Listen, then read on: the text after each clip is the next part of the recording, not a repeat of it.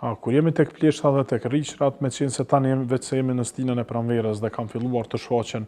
shumë, ekzistojnë preparate të ndryshme me të cilat qeni mund të spërkatet, mirë po ekzistojnë disa preparate që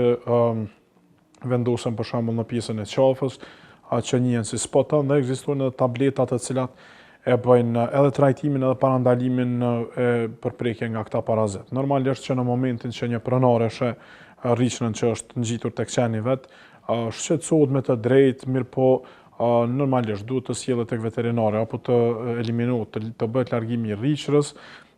dhe të përdoren këto preparate në mënyrë që të parandalohet prekja më të tjeshme, qoftë nga rishrat apo qoftë nga pleshtat. Sepse pleshtat mund të shkaktojnë dermatit, kruarje në raste më të rënda tek kotelet apo tek qentë e vegjël, anemi, ndërsa rishrat, edhe pse jo shumë shpesh, mund të transmetojnë disa sëmundje që janë të rrezikshme për jetën e qenit.